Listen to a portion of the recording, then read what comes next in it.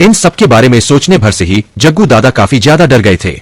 लेकिन वह तुरंत वर्तमान में आते हैं और अपने आप को शांत करते हुए नीरज की तरफ देखते हुए बड़ी ही गंभीरता से पूछते हैं, मैं सिर्फ तुमसे यह पूछना चाहता हूं, क्या तुम मुझे मेरे बेटे की ऐसी हालत करने वाले इंसान की फुटेज दिखा सकते हो, ताकि मैं उसे इंसान को ढूंढ कर अपने बेटे की ऐसी हालत का बदला ले सकूं। हालांकि जग्गू दादा ने जब यह प्रश्न पूछा, उससे पहले सभी लोगों ने जग्गू दादा के चेहरे पर डर का भाव देख लिया था। वहीं जग्गू दादा के साथ आए हुए पास खड़े लोगों को भी विश्वास नहीं हो रहा था, जो इंसान अपने आने से ही लोगों के दिलों में डर पैदा कर देता है, वह इस नीरज के द्वारा कहे हुए कुछ शब्दों से ही इतना ज्यादा कैसे डर गया। सभी लोग इस बारे में ही सोच रहे थे, लेकिन नीरज जग्गू दादा के सवाल की वजह से थोड़ा परेशान हो जाता है। नीरज कुछ सोचने लग जाता है। नीरज को सोचता देखकर जग्गू दादा की आंखें छोटी हो गई थी। वह मन ही मन सोचता है, क्या मेरे बेटे की ऐसी हालत करने वाले को नीरज जानता है क्या? आखिर वह कौन हो सकता है जिसने मेरे बारे में जानने के बाद भी मेरे बेटे के ऊपर हाथ उठाने की कोशिश? खैर छोड़ो, लेकिन मुझे इस बार महसूस हो रहा है कि मेरा दुश्मन भी काफी ज्यादा ताकतवर है। मुझे भी उस इंसान के साथ ताकत का खेल खेलने में मजा आएगा। जग्गू दादा ने अपने मन में इतना कहा ही था कि नीरज फैसला कर लेता है कि वह जग्गू दादा को वह वीडियो क्लिप दिखा देगा। और वैसे भी कुछ देर में आरव यहाँ पर पहुंचने वाला है। अगर जग्गू दादा थोड़ी देर पहले ही देख लेंगे कि उसके बेटे के ऊपर किसने हमला किया तो क्या बिगड़ जाएगा। यह सोचकर नीरज अपने बगल में खड़े गार्ड को वीडियो क्लिप लाने को कहता है। नीरज का ऑर्डर सुन वह गार्ड तुरंत अपनी गर्दन झुकते हुए कहता है, जी सर। इतना कहकर वह गार्ड तुरंत सीसीटीवी रूम में जाने लगता है। जग्गू दादा के सभी आदमी उसे गार्ड के जाने की जगह छोड़ देते हैं। गार्ड के जाने के बाद नीरज कॉल मिलाते हुए केबिन में 2 चाय मंगाता है। अचानक से नीरज को चाय मंगाते देखकर जग्गू दादा काफी ज्यादा हैरान हो जाते हैं। हालांकि नीरज ने ऐसे ही चाय नहीं मंगाई थी। जब वह गार्ड को सीसीटीवी फुटेज लाने को कह रहा था, तब अचानक से उसके फोन पर आरव का मैसेज आया था, जिसमें आरव ने कहा था वह 5 मिनट में प्लाजा पहुंचने वाला है। तब तक जग्गू दादा की हर फरमाइश पूरी करना और उनका अच्छे से ख्याल रखना। आरव ने यह मैसेज इसलिए किया था क्योंकि उसे पता था कि उसके जाने के बाद जग्गू दादा की सांसें हलक में अटकने वाली है। इसलिए जब तक वह वहां पर नहीं पहुंचता, तब तक तो जग्गू दादा थोड़ी चैन की सांस ले ले। इसी वजह से नीरज ने 2 चाय लाने को कहा था। थोड़ी ही देर में एक इंसान नीरज के केबिन में 2 कप चाय लेकर आ जाता है। तब तक वह गार्ड भी अपने साथ एक लैपटॉप लेकर आ चुका था। जग्गू दादा तुरंत एक कप चाय को उठाते हैं और दूसरे कप को नीरज की तरफ आगे कर देते हैं। नीरज भी समझ पा रहा था कि जग्गू दादा उसके लिए इतना विनम्र इसलिए हो रहा है क्योंकि वह सिंह परिवार के लिए काम करता है। जग्गू दादा चाय की एक चुस्की लेते हुए उस गार्ड से कहता है, जरा उस वीडियो फुटेज को चालू तो करो, मैं भी तो देखूं मेरे बेटे की ऐसी हालत करने का जिगरा किसमें आ गया है। जग्गू दादा अपने हर एक शब्द को सोच समझकर बोल रहे थे। वे नीरज को नाराज नहीं करना चाहते थे। हालांकि नीरज उनका कुछ नहीं बिगाड़ सकता था, लेकिन उसके पीछे खड़ी ताकत उसका बहुत कुछ बिगाड़ सकती थी। और नीरज की बातों को सुन उन्हें विश्वास हो गया था कि सिंह परिवार के युवराज और इस नीरज के बीच जरूर कोई रिश्ता है। उसने नीरज को चाय भी इसीलिए ऑफर की थी। लेकिन जब जग्गू दादा देखते हैं कि नीरज ने उस कप को हाथ तक भी नहीं लगाया है, तो वह नीरज को हैरानी में देखते हैं। लेकिन वह इस बात को नजरअंदाज करते हैं। उनके लिए इस समय यह जानना बेहद जरूरी था कि उसके बेटे की ऐसी हालत करने वाला आखिर है कौन। इसलिए वह तुरंत लैपटॉप की स्क्रीन में देखने लगते हैं। लैपटॉप की स्क्रीन में पूरे कांड को देखने के बाद जग्गू दादा की आंखें हैरानी में बड़ी हो गई थी। वहीं उसके साथ खड़े आदमियों ने भी पूरी वीडियो क्लिप देखी थी। लुका तुरंत जग्गू दादा से कहता है, दादा मैं तुरंत इस आदमी को ढूंढने के लिए अपने आदमियों को लगता हूँ। इस साले की इतनी औकात हमारे छोटे मास्टर पर हाथ उठाने की कोशिश की। अगर मैं इसके शरीर के हर एक अंग को काटकर कुत्तों को नहीं खिला दिया तो मेरा नाम भी लुका नहीं। इस समय लुका काफी ज्यादा गुस्से में था। उसकी बातों से उसका गुस्सा साफ साफ झलक रहा था। अगर इस समय आरव उसकी आंखों के सामने होता तो लुका उसे कच्चा चबा जाता। लेकिन जग्गू दादा लुका की बात पर कोई प्रतिक्रिया नहीं करते, क्योंकि फुटेज देखने के बाद जग्गू दादा हैरान हो गए थे। क्योंकि उन एक्सपर्ट ने जिस तरह के कपड़े पहने हुए थे, उसी तरह के कपड़े पहने हुए उन्होंने पहले भी देखा था। जग्गू दादा के पूरे जीवन की दूसरी सबसे खतरनाक लड़ाई इस तरह कपड़े पहने वालों से हुई थी। जग्गू दादा को पता था कि यह कौन लोग हैं। जग्गू दादा को ऐसे अपनी सोच में खोया देखकर लुका तुरंत कहता है, जग्गू दादा क्या हुआ? अचानक से लुका की बात सुन जग्गू दादा अपने होश में आते हैं और लुका की तरफ देखते हुए बड़ी ही गंभीरता से कहते हैं, यह लोग ब्लैक कोबरा गैंग के आदमी है। यह सब कहते वक्त जग्गू दादा की आंखों में हल्का हल्का डर साफ साफ दिखाई दे रहा था। जग्गू दादा तुरंत चिल्लाते हुए लुका से कहते हैं, जल्दी से मेरे बेटे को यहाँ पर लेकर आओ। जग्गू दादा को अचानक से चिल्लाते देखकर सभी लोग काफी ज्यादा हैरान हो जाते हैं, लेकिन कोई भी उनके ऑर्डर को काटने की हिम्मत नहीं रखता था। वैसे भी जग्गू दादा का बेटा विकास वालिया पहले ही जग्गू दादा के साथ आया था, इसीलिए जग्गू दादा का एक आदमी विकास वालिया को सहारा देते हुए जग्गू दादा के पास लेकर आता है। जैसे ही जग्गू दादा अपने बेटे को देखते हैं तो उनसे रुका नहीं जाता। वह तुरंत अपने बेटे के पास जाते हैं और उसके चेहरे पर एक जोरदार थप्पड़ मार देते हैं और चिल्लाते हुए अपने बेटे से कहते हैं, जाहिल निकम्मे, तू कभी भी अपनी हरकतों से बाज नहीं आएगा। पहले तो मैं तेरी इन हरकतों को सहन कर लेता था, क्योंकि वह सभी लोग मुझसे डरते थे, लेकिन मेरे बार बार समझाने पर भी तू कभी समझा नहीं। अगर तेरा बाप अंडरवर्ल्ड किंग है तो तू पूरी दिल्ली में नंगा नाचता फिरेगा। तेरी इन हरकतों ने आज तेरे साथ साथ मुझे भी फंसा दिया है। किसने कहा था तुझे उन लोगों से पंगा लेने को? बेवकूफ, जिनकी ताकत का मुकाबला मैं पहले भी नहीं कर सकता था, तूने उनसे पंगा क्यों लिया? और अब तो उन एक्सपर्ट्स को देखकर मुझे पूरा यकीन है, उनकी ताकत पहले से कई गुना ज्यादा बढ़ गई है। और तुझे भी वही लोग मिले थे अपनी ताकत की आजमाइश करने को। तेरे जैसी औलाद होने की जगह मेरी कोई औलाद नहीं होती तो मुझे थोड़ा चैन मिल जाता। अपने पिता की इस तरह की बातें सुन विकास को विश्वास नहीं हो रहा था कि उसका पिता उससे कभी इस लहजे में भी बात करेगा। अपने पिता के इस खतरनाक अवतार को देखकर विकास भी कहीं ना कहीं डर गया था। वहां पर मौजूद सभी लोग काफी ज्यादा हैरान थे। वही जग्गू दादा के लोग भी काफी ज्यादा हैरान थे, क्योंकि उन्होंने कभी भी अपने बॉस को इतना गुस्से में और इतना डरा हुआ कभी नहीं देखा था। अपने बॉस को इस तरह से डरा हुआ देखकर वह भी इस मामले की गंभीरता को समझ पा रहे थे। वहीं अब से पहले जग्गू दादा आराम से चाय पी रहे थे, लेकिन वीडियो देखने के बाद जग्गू दादा के गले से चाय उतर नहीं पा रही थी। अपने बेटे को धमकाने के बाद जग्गू दादा कुर्सी पर परेशान होकर बैठ जाते हैं। वह वीडियो में साफ साफ देख पा रहे थे कैसे 10 योद्धा उनके 100 लोगों के बराबर थे। भले ही जग्गू दादा के पास बहुत सारे लोग थे, लेकिन आज दोबारा से ब्लैक कोबरा गैंग की ताकत को देखकर जग्गू दादा को अपनी ताकत काफी कम महसूस होती है। हालांकि जग्गू दादा के पास आदमियों की कमी नहीं थी, यहाँ तक कि उसके पास एक्सपर्ट की भी बहुत ज्यादा संख्या थी, लेकिन जग्गू दादा के मन में एक अजीब सदर उत्पन्न हो रहा था। जग्गू दादा को खुद नहीं पता था कि उन्हें यह डर क्यों महसूस हो रहा है। तभी अचानक से सभी लोग हटने लग जाते हैं। तभी सभी लोगों के बीच में से एक पतला दुबला लंबी हाइट का इंसान आगे आने लग जाता है। इतने सारे लोगों के बीच में भी उस इंसान के चेहरे पर जरा सी भी शिकन नहीं थी। जग्गू दादा को भी अचानक से अपने पीछे से लोगों की आवाज आने लग जाती है। जग्गू दादा तुरंत पलट कर देखते हैं कि ऐसा क्यों हो रहा है, लेकिन जैसे ही जग्गू दादा उस पतले दुबले इंसान को देखते हैं तो उनकी हवा टाइट हो जाती है। यह वही इंसान था जिसको उन्होंने अभी थोड़ी देर पहले वीडियो में देखा था। जग्गू दादा को अचानक से उस इंसान की आंखें कुछ जानी पहचानी लगती है। वही वह इंसान अभी भी अपने चेहरे पर हल्की मुस्कुराहट के साथ आगे बढ़ रहा था। आरव जैसे ही केबिन में एंटर करता है तो वह तुरंत नीरज की कुर्सी को पकड़कर वापस अपनी जगह पर लगता है और उसके ऊपर आराम से बैठ जाता है और सामने रख चाय के कप को उठाकर एक चुस्की लेता है। एक घूंट चाय पीने के बाद आरव मुस्कुराते हुए जग्गू दादा की तरफ देखते हुए कहता है, तो कैसे है जग्गू दादा आप? बहुत सालों बाद मिले। अब तक तो आपका सिक्का पूरे दिल्ली में फैल चुका होगा। आरव के इस छोटे से सवाल ने जग्गू दादा के मन में शंका पैदा कर दी थी। हालांकि उन्हें आरव जाना पहचाना महसूस हो रहा था, लेकिन वह अभी तक भी आरव को नहीं पहचान पाए थे। अपने बॉस से किसी लड़के को इस तरह बातें करता देखकर वहां पर मौजूद सभी लोग काफी ज्यादा हैरान थे। उन सभी लोगों की आंखों में आरव के प्रति गुस्सा साफ साफ दिखाई दे रहा था। हालांकि अपने बॉस के होते हुए उनमें से कोई भी आरव पर हमला करने की पहल नहीं करता है, लेकिन लुका अपनी जुबान को संभाल कर नहीं रख पाया।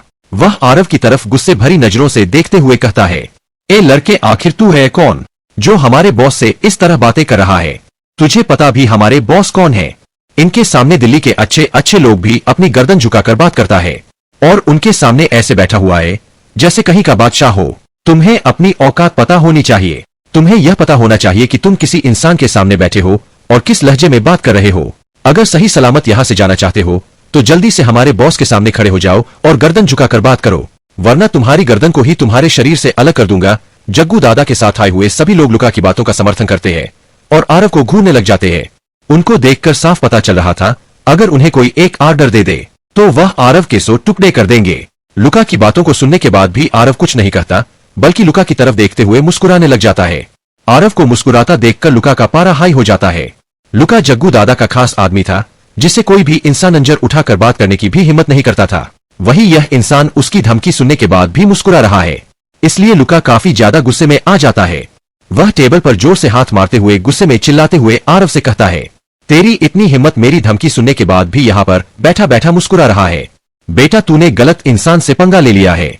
अब तुझे अपनी इस हरकत का जवाब अपनी जान गवा कर देना पड़ेगा। मैं तुझे आज इसी प्लाजा में जान से मार डालूंगा। इतना कहकर लुका नीरज की तरफ देखता है और उसे भी धमकाते हुए कहता है, नीरज, तेरी इतनी हिम्मत, तूने उस इंसान को यहाँ पर बुलाया जिसने हमारे छोटे मास्टर के साथ ऐसी हरकत की। तुझे क्या लगता है इस इंसान के आ जाने से तू बच जाएगा? नहीं, यह तेरी गलतफहमी है। अब तेरे पीछे कोई भी इंसान हो, मैं तुझे जान से मार डालूंगा। लुका की धमकी सुनने के बाद नीरज लुका को अजीब तरह से देखता है। वह लुका की इस हरकत को देखकर मन ही मन हंस रहा था। क्या लुका इतना ज्यादा बेवकूफ है जिसका नाम सुन उनका बॉस तक भी डर गया? उसे लुका आम आदमी समझ रहा है। वही किसी पर भी अपनी धमकी का कोई असर नहीं होता देखकर लुका हैरान हो जाता है। उसे विश्वास नहीं हो रहा था कि कोई इंसान उसकी धमकी सुनने के बाद भी इतना शांत कैसे रह सकता है। मुस्कुराते हुए आरव लुका से कहता है, जब बड़े बात कर रहे हो ना तो बच्चों को बीच में नहीं बोलना चाहिए। शायद तुम्हें पता नहीं, जब तुम कोई लोकल गुंडे थे ना तब मेरा नाम दिल्ली में चारों तरफ फैला हुआ था। मेरा नाम सुनने भर से ही दिल्ली के बड़े बड़े बिजनेसमैन घुटने टेक देते थे, और तुम उस इंसान को धमकी दे रहे हो जिस इंसान का नाम से तुम्हारे बॉस जैसे बड़े लोग भी डर से कांपने लग जाते हैं। लुका से इतना कहने के बाद आरव जग्गू दादा की तरफ देखते हुए कहता है, जग्गू दादा, शायद आप इस शख्स को भूल गए जिसने आधे से ज्यादा आपकी गैंग के लोगों को जान से मार डाला था। क्या आप भूल गए मुझे? आरव की बातों को सुन जग्गू दादा की आंखें हैरानी में बड़ी हो जाती है।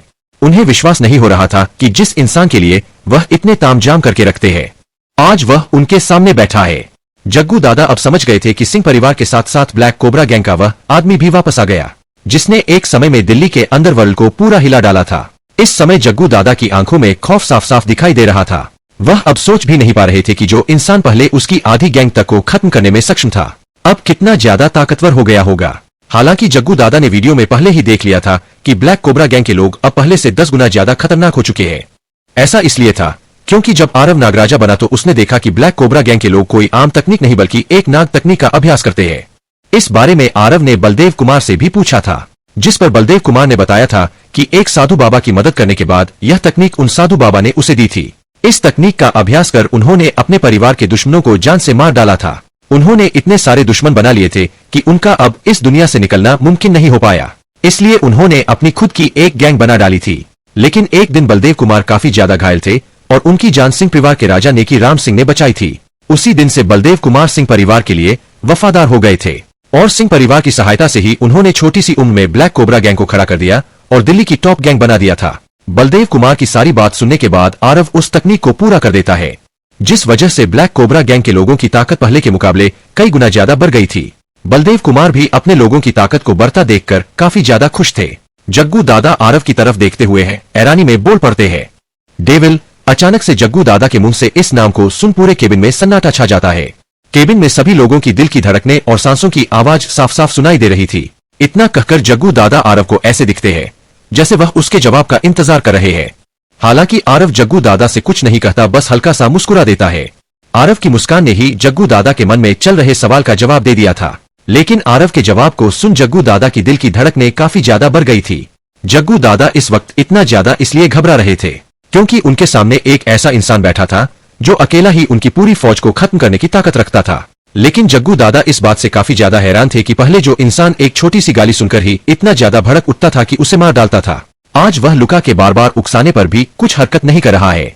जग्गू दादा मन ही मन सोच रहे थे कहीं सामने वाले की ताकत बढ़ाने की जगह घट तो नहीं गई। हालांकि जग्गू दादा का दिल यह कह रहा था कि सामने वाला पहले से भी ज्यादा खतरनाक हो चुका है, लेकिन उनका दिमाग यह कह रहा था कि अब यह उनके सामने कुछ भी नहीं है। वह तो पूरी दिल्ली के अंडरवर्ल्ड किंग है, वह जिसे चाहे बर्बाद कर सकते हैं और जिसे चाहे आबाद कर सकते हैं। थोड़ी देर बाद जग्गू दादा अपने दिल की नकार अपने दिमाग की सुनते हैं, लेकिन जैसे ही वह यह फैसला कर लेते हैं तो अचानक से उनका डर कहीं गायब हो जाता है और अब वह दोबारा से दिल्ली के राजा यानी कि अंडरवर्ल्ड किंग के रूप में आ जाते हैं। वह भी मुस्कुराते हुए आरव से कहते हैं, डेविल, मैंने सोचा नहीं था कि तुम दोबारा से मेरे सामने यूं आओगे, लेकिन देखो किस्मत कितनी अजीब है जो अब हम एक साथ बैठकर यूं चाय पी रहे हैं। इतना कहने के तुरंत बाद जग्गू दादा के चेहरे पर शैतानी मुस्कान आ जाती है। जग्गू दादा की बात सुनने के बाद भी आरव के चेहरे पर मुस्कान रहती है। वह भी मुस्कुराते हुए जग्गू दादा से कहता है, आप सही कह रहे हैं जग्गू दादा, किस्मत कितनी अजीब है, लेकिन कभी कभी किस्मत को भी नहीं पता रहता, क्या पता बांदा चाय पीता पीता ही राम को प्यार हो जाए। यह कहने के बाद आरव जग्गू दादा की तरफ देखकर हल्का सा मुस्कुराता है। वही आरव की बात सुन जग्गू दादा की आंखें हैरानी में बड़ी हो जाती है। वह तुरंत अपनी चाय के प्याले को ध्यान से देखते हैं। वह मन ही मन सोचते हैं, कहीं इसने मेरी चाय में जहर तो नहीं मिला दिया। वही जग्गू दादा को इतना परेशान होता देखकर आरव मुस्कुराते हुए जग्गू दादा से कहता है, अरे जग्गू दादा, इतना परेशान क्यों हो रहे हो?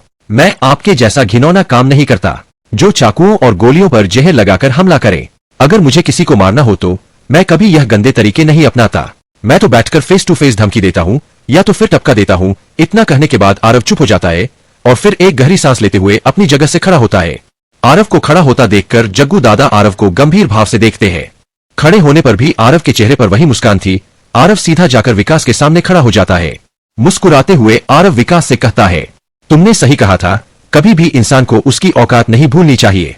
वैसे आज तुमने देख लिया होगा कि मेरी औकात क्या है, इसलिए तुमको एक सलाह देता हूँ, अगली बार मेरी बीवी को गंदी नजर से देखने से पहले अपने पिता से पूछ लेना, वरना क्या पता तुम्हारी यह छोटी सी गलती तुम्हारे साथ साथ तुम्हारे पिता को भी ले डूबे। विकास से इतना कहने बाद आरव पलटते हुए जग्गू दादा की तरफ देखता है और उनसे कहता है, वैसे मैंने सोचा नहीं था कि इतनी जल्दी दोबारा से अंडरवर्ल्ड में अपना पैर रखूंगा, लेकिन तुम्हारे बेटे ने मेरी बीवी के ऊपर हाथ डालकर बहुत गलत कर दिया। इसकी सजा तो तुम्हें मिलकर रहेगी। वैसे पहले वाली गलती की भी मैंने सजा तुम्हें अभी दी नहीं है। वैसे तुमको एक बात बता दूं, युवराज ने तुम्हारे परिवार को खत्म करने का काम मुझे सौंपा है। इस काम को करने के बाद अपने आप को अच्छे से इस मामले से बाहर निकालने के लिए मुझे युवराज ने पहले ही कपूर इंडस्ट्रीज का चेयरमैन बना दिया है। इसलिए अपने सभी परिवार वालों को सचेत कर देना, क्या पता कोई ही राह चलता तुम्हारे परिवार वालों को गोली मार दे, क्या पता कोई छुपकर तुम्हारे परिवार पर नजर रखे हुए हो, और क्या पता तुम्हारे परिवार वालों को जिंदा जला दिया जाए। लेकिन जैसी तुम्हारी हरकत है उस हिसाब से तो तुम्हारे लिए तीसरे वाला ऑप्शन बेस्ट रहेगा, लेकिन इस काम के लिए ना तुम्हारे सभी परिवार वालों को एक एक करके पकड़ना पड़ेगा। खैर छोड़ो, मुझे इस बात की क्या टेंशन, मेरे आदमी तो पूरी दिल्ली में फैले हुए हैं।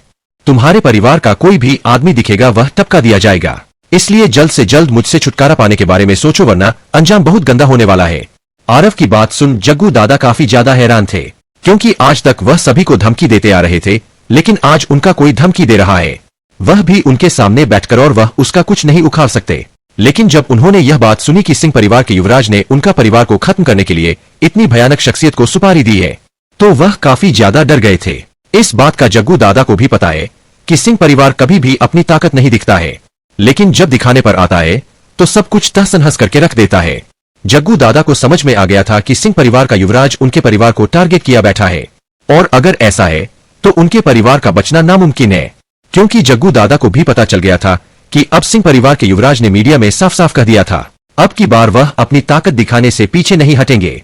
अब जग्गू दादा को यही बातें खाई जा रही थी कि अब उनके वालिया खानदान के साथ क्या होने वाला है।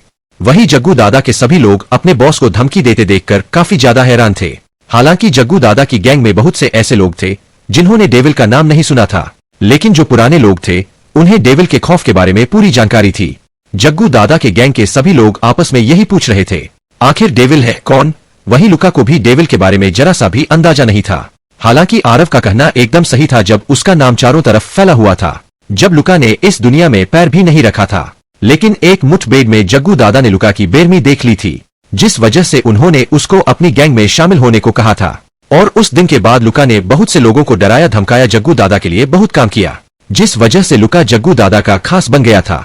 अब भले ही लुका जग्गू दादा का खास था, लेकिन उसको डेविल के बारे में जरा सा भी अंदाजा नहीं था, इसलिए किसी अरे गहरे इंसान को अपने बॉस को धमकी देते देखकर लुका सहन नहीं कर पाया, और वह चिल्लाते हुए आरव पर हमला करने के लिए झपट पड़ा।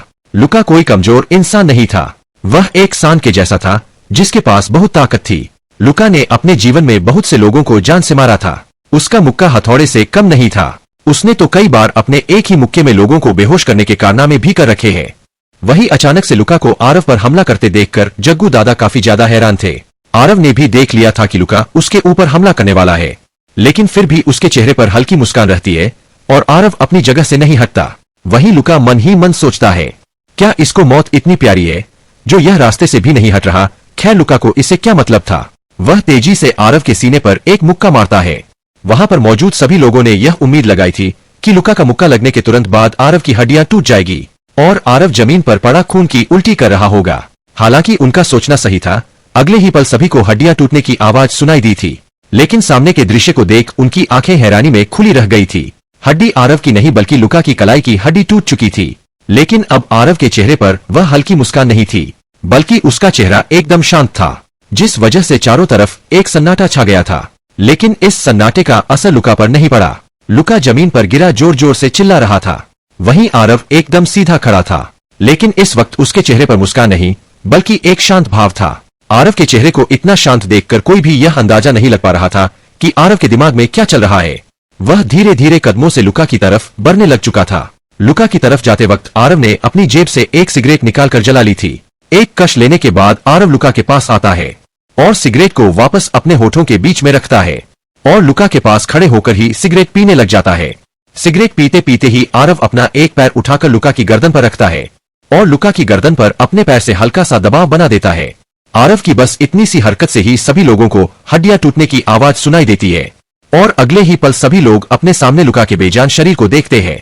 आरव की बस इतनी सी हरकत ने ही पूरे कमरे को शांत कर दिया था। कमरे की यह शांति सभी लोगों की रीढ़ की हड्डी में ठंडक पैदा कर रही थी। सभी ने देखा था कि आरव की एक हल्की सी मूवमेंट ने लुका को जान से मार डाला था। वहां पर मौजूद किसी को भी विश्वास नहीं हो रहा था कि इस पतले दुबले लड़के ने अपनी पूरी ताकत को भी नहीं लगाया और लुका को जान से मार डाला।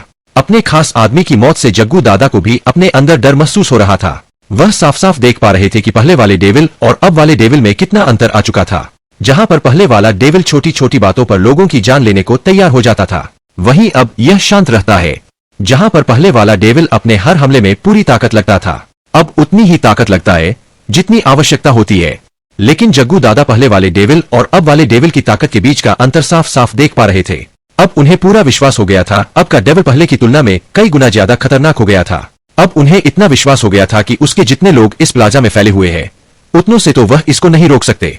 उन्हें डेविल की ताकत को देखकर पूरा विश्वास हो गया था। अगर डेविल के हाथ में अब कोई हथियार आ जाए और वह गुस्सा हो जाए तो इस पूरे प्लाजा में मौत का तांडव मचा देगा और उनका इस प्लाजा से बचकर जाना नामुमकिन हो जाएगा। अब उन्हें समझ में आ गया था कि डेविल को क्यों दिल्ली के अंडरवर्ल्ड की दुनिया का बेताज बादशाह कहा जाता है। वहीं आरव लुका को मारने के बाद अपनी आवाज में बिना कोई भाव के कहता है, कब से देख रहा हूं बक बक बके जा रहा है, लेकिन जब असलियत में काम करने का समय आया तो 1 मिनट भी नहीं टिक पाया। आशा करता हूं तू अगर पुनर्जन्म ले तो इतना अहंकारी ना बने, वरना तुझे ऐसी मौत दूंगा तू दोबारा जन्म लेने के बारे में सोचेगा भी नहीं।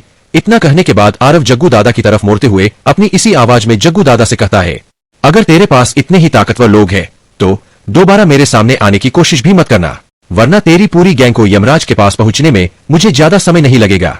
और हाँ, मैं वॉशरूम जा रहा हूँ, मेरे आने से पहले अपने इन लोगों को लेकर निकल जा, नहीं तो मेरे आने के बाद तेरे लोगों के साथ साथ तेरी भी यही परख खोद दूंगा। और यकीन मान मुझे ऐसा करने में 10 मिनट का समय भी नहीं लगेगा। इतना कह आरव चुपचाप वॉशरूम की तरफ चला जाता है। वहां पर मौजूद किसी भी इंसान की उसे रोकने की हिम्मत नहीं हो रही थी। उन्होंने अपने सामने देखा था लुका का क्या हाल हुआ। सभी लोग उसके जाने के लिए खुद ब खुद रास्ता छोड़ रहे थे। आरव के जाने के तुरंत बाद जग्गू दादा घूरकर नीरज को देखते हैं और तुरंत अपनी जगह से खड़े होकर अपने सभी लोगों को लेकर प्लाजा से जल्दी से निकलने लग जाते हैं। जग्गू दादा जितनी तेजी से प्लाजा के अंदर आए थे उतनी ही तेजी से प्लाजा से बाहर भी निकल जाते हैं। वहीं नीरज जग्गू दादा को अपने युवराज से इस कदर डरते भागते देखकर काफी ज्यादा हैरान था। जब आरव वॉशरूम से बाहर आया तो जग्गू दादा का कोई भी इंसान प्लाजा में नहीं था। वॉशरूम से बाहर आने के बाद बाहर का दृश्य देखकर आरव मन ही मन कहता है, क्या दिल्ली का अंडरवर्ल्ड किंग इतना ही ताकतवर है? मेरी एक छोटी सी धमकी से ही इतना डर गया। खैर इससे मुझे क्या, मुझे इस गैंग और वालिया खानदान को वैसे भी बर्बाद करना है। इतना कह आरव तुरंत नीरज के ऑफिस की तरफ बढ़ जाता है। ऑफिस में जाने के बाद आरव देखा है कि इस समय नीरज लुका की लाश को ठिकाने लगवा रहा था। आरव नीरज को अपना काम करने देता है, लेकिन आरव नीरज के चेयर पर बैठकर केतली की गर्मा गर्म चाय को अपने कप में डालने लगता है। इस समय आरव का चेहरा वापस नॉर्मल हो चुका था। लुका की लाश को ठिकाने लगाने के बाद नीरज आरव के पास आकर गंभीर भाव से उससे कहता है, युवराज वैसे तो आज आपके कहने से जग्गू दादा यहाँ से चले गए, लेकिन मुझे पूरा विश्वास है वह जरूर हमारे लिए कोई दिक्कत पैदा करेंगे। आरव ने अब तक अपने कप में चाय डाली थी और पीना शुरू कर दिया था। वह चाय पीते पीते ही नीरज की तरफ देखते हुए कहता है, जब तक उसके दिमाग में कोई आइडिया आएगा उससे पहले उसकी पूरी गैंग और पूरा परिवार खत्म हो चुका होगा। यह कहते वक्त आरव के चेहरे पर वही पहले वाली हल्की मुस्कान थी। हालांकि आरव ने यह बातें मुस्कुराते हुए कही थी, लेकिन नीरज इन बातों के पीछे की गंभीरता को समझ पा रहा था। उसे विश्वास नहीं हो पा रहा था कि युवराज कुछ इस तरह का कदम भी उठा सकते हैं।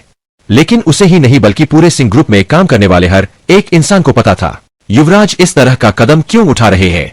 सिंह ग्रुप को ही नहीं बल्कि लगभग पूरे देश को पता चल चुका था। 16 साल पहले सिंह परिवार पर हमला करने वाला परिवार वालिया खानदान था। हालांकि किसी को भी सिंह परिवार की ताकत के बारे में कुछ नहीं पता था, लेकिन वालिया खानदान के सिंह परिवार पर हमला करने की बात सुनकर सभी को लग रहा था कि सिंह परिवार के पास ताकत नहीं है। लेकिन उनमें से किसे पता था कि सिंह परिवार वह एनाकोंडा है जो बड़े से बड़े मगरमच्छ को भी निगलने की क्षमता रखता है। हालांकि सिंह परिवार की वापसी से सभी बड़े खानदानों को पता लग चुका था। सिंह परिवार वालिया खानदान को यह बताने वाला है कि पानी में रहकर मगर से बेर नहीं करना चाहिए। वालिया खानदान को भी कहीं ना कहीं यह पता लग चुका था, इसलिए उन्होंने भी अपनी सभी ताकतों को दिल्ली में बुलाना शुरू कर दिया था। सिंह परिवार के वापस बिजनेस वर्ल्ड में आने की वजह से इंटरनेशनल माफिया भी दिल्ली में ज्यादा एक्टिव हो गया था। इंटरनेशनल माफिया वालिया खानदान की ताकत को नहीं खोना चाहते थे, इसलिए वह खुद वालिया खानदान की प्रोटेक्शन के लिए आए थे, उन्हें जल्द से जल्द दूसरे देश ले जाने के लिए। इस वजह से एक बार तो इंटरनेशनल माफिया डॉन मार्क भी दिल्ली में आकर जा चुका था। नीरज यह देखकर हैरान था कि इतनी गंभीर बात करने के बाद उनका युवराज इतनी आराम से चाय कैसे पी रहा है। नीरज आरव को आंखें फाड़ फाड़ कर देख रहा था। वही सारी चाय खत्म करने के बाद आरव नीरज से कहता है, अगर चाय में एक और उबाल होता तो चाय और ज्यादा कड़क बन सकती थी। वही अपने युवराज को चाय के बारे में बात करते देखकर नीरज की आंखें अजीब हो जाती है। उसे विश्वास नहीं हो रहा था कि सारी चाय पीने के बाद उसका युवराज कुछ ऐसे शब्द बोलेगा। नीरज मन ही मन अपने आप से कहता है, अगर चाय अच्छी नहीं थी तो सारी चाय क्यों पी गया। या फिर सारी चाय पीने के बाद उसे याद आया चाय में अगर एक और उबाल होता तो अच्छी होती। लेकिन नीरज आरव से कुछ नहीं कर सकता था। वही आरव चाय के बारे में एडवाइस देने के बाद वापस अपने विला की तरफ चल पड़ता है। कुछ ही देर में आरव अपने विला में पहुंच जाता है और रात होने का इंतजार करता है।